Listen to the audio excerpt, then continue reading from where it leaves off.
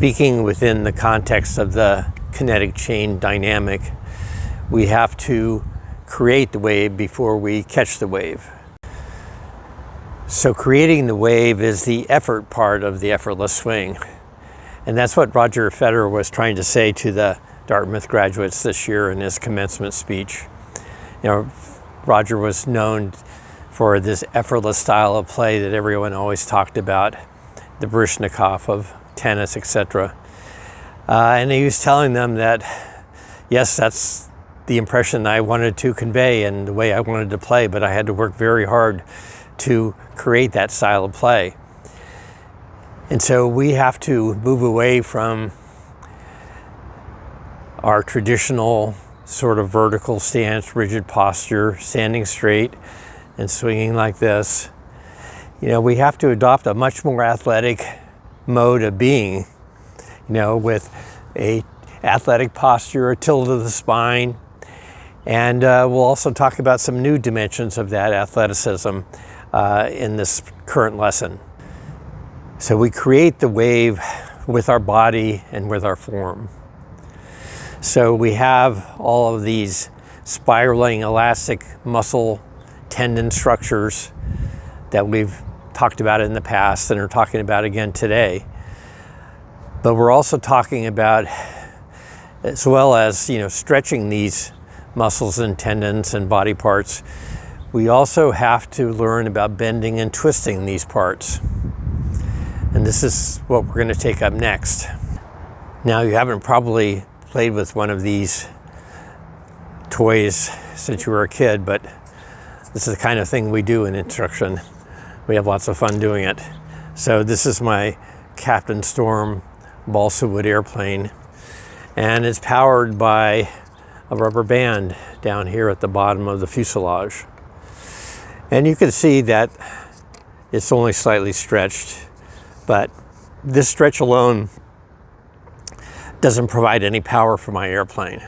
So the propeller here is not doing anything. This thing is never going to fly just with a stretch.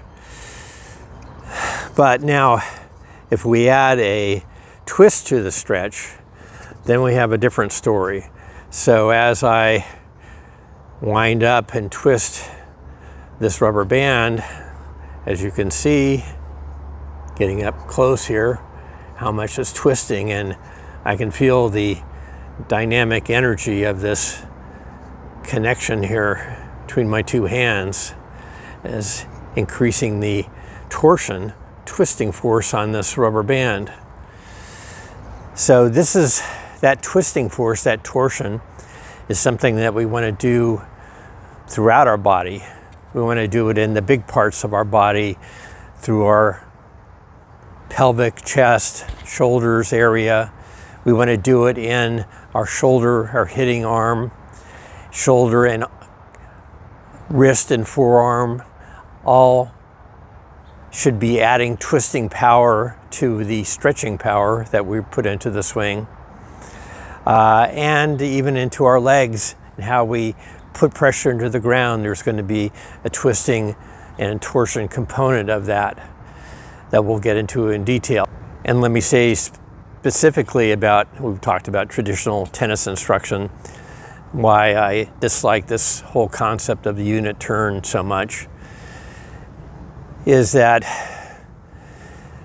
basically usually the instructor just says, well, do a good unit turn, but doesn't really describe what that really means.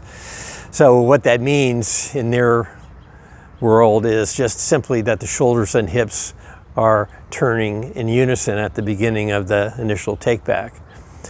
Well, that's only a third of the loading phase of our swing, but usually that's when traditional tennis instruction drops it.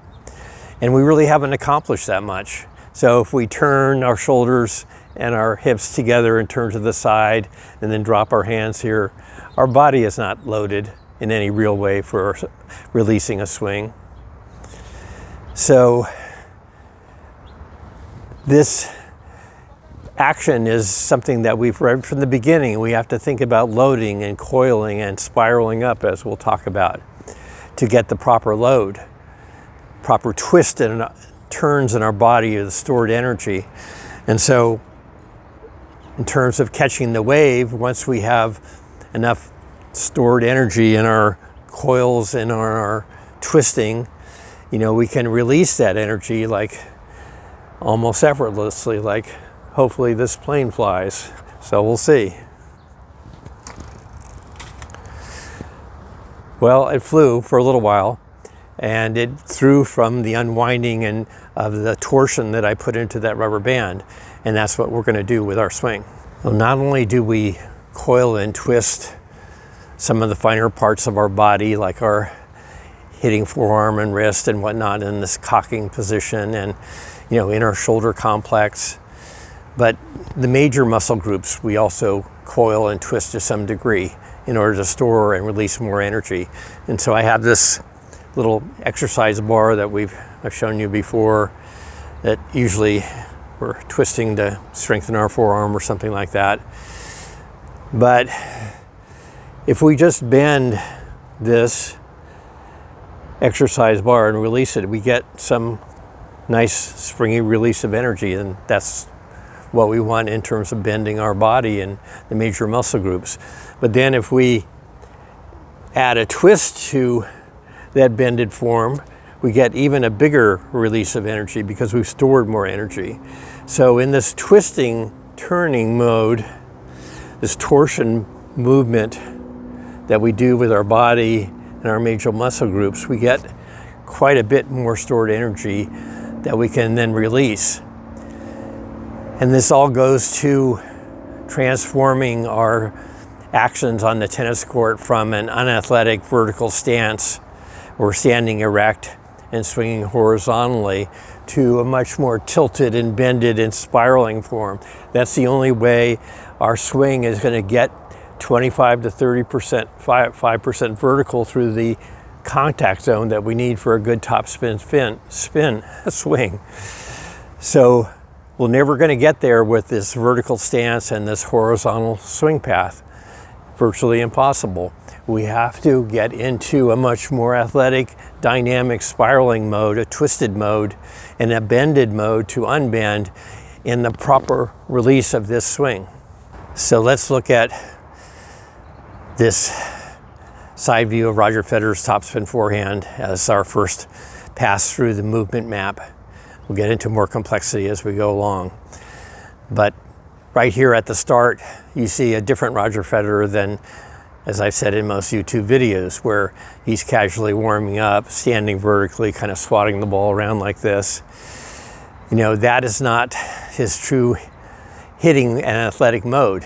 You see it here where he is in a athletic posture, tilted, knees bent, flexed, energy in his body, and he's ready to move. And this is the way we need to think about tennis from beginning to end, is in this much more athletic, dynamic mode of being. Now, up until this point, we've been working with kind of large circle movements of the phases of the swing, where we just talked about, you know, the out move, you know, moving back up into a take back position. And we didn't worry too much about the detail. Well, we're worrying about more detail in this lesson. So instead of just the out move, now I want you to think spiral out and up. So remember, the swing center in the middle of our chest is that we want to make a movement in a centered sort of way from this pivot point in the middle of our chest. But we don't want to just turn horizontally as we typically do when we're in our recreation mode, standing straight. If we have the inclination to rotate, it's usually on this circular plane. Nor do we want to do this spiraling move simply in a tilted Ferris wheel plane. You know, that's a one-dimensional movement. It's better than the circular one, but it's still not what we want. So we want a spiraling motion. And we begin to build this right from the beginning, from our ready position. And so what are we spiraling? So our right hip complex is spiraling up, as you can see in the illustration here with Federer in the background. And our chest and our ribs and our hitting arm are also spiraling up. Yes, the ribs are spiraling up. They're not just turning horizontally. So we're spiraling up with our shoulder and in our ribs to this position. And now we're gathering and building the energy, the twisting torsion energy in our upper chest area, in our shoulder area, in our back by this spiraling up move.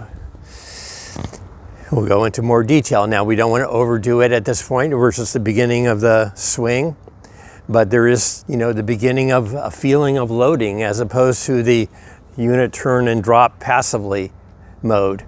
We're spiraling up and gathering our coiled energy up here. And keeping with the new level of our movement, we're not just from handbrake doing an out and then an in movement. We're spiraling in and down, spiraling in and down. And so we're incorporating that spiral in our back, our shoulder, our side bend, our loading in our hip. So we're at handbrake and we're feeling the coil in our lats, lower shoulder scap area as we side bend. We're bending and creating stored energy. We're not just dropping the racket here passively, spiraling down and back, and we're spiraling our hitting arm, forearm, and wrist. So, in other words, there's a subtle twisting back of the forearm and wrist and hand into this essentially cocked position that we've been talking about.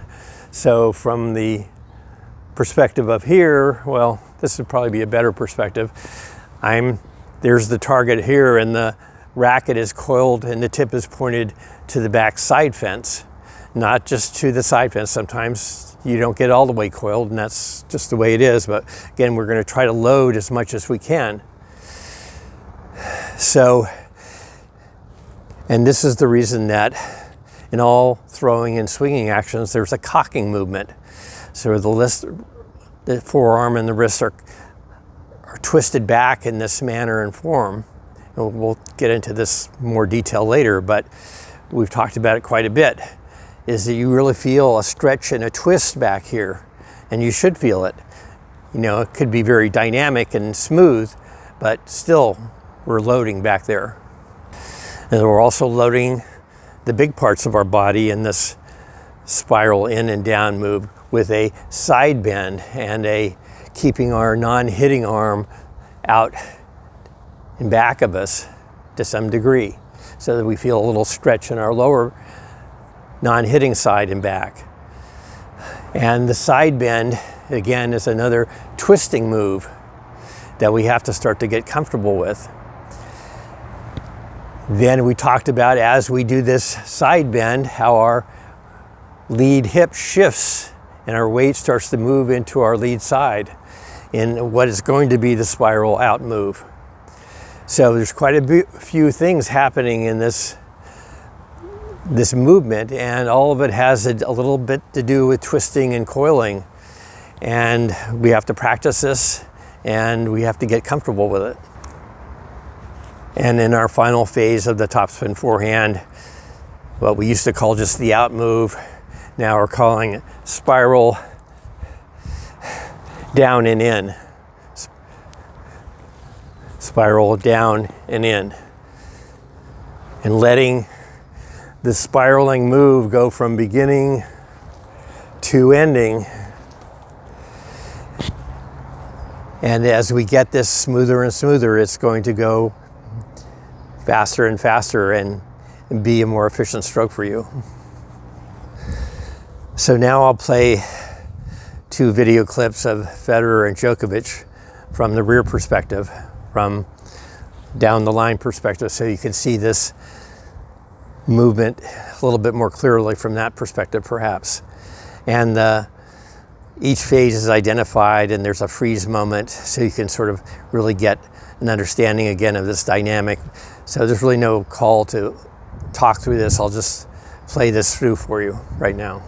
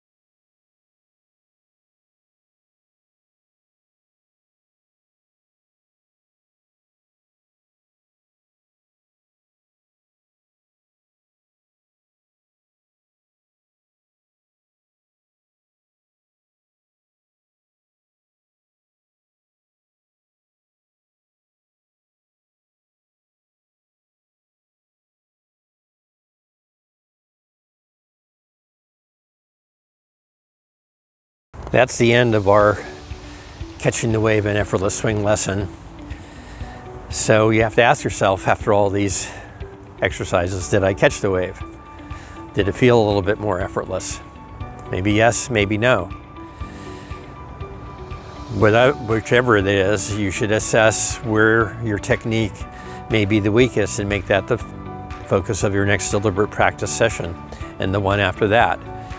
Keep working on this in a deliberate way. But if you did happen to catch the wave, then you should give your training partner the shaka, surf sign. So the shaka sign embodies the spirit of aloha, representing friendship, understanding, and good vibes within the surf culture. And I say, even if you didn't catch the wave, you can still give your tennis friends this sign after you hit one. Now, they may think that you're getting stranger and stranger, but that's okay. Goat surfing isn't for everyone.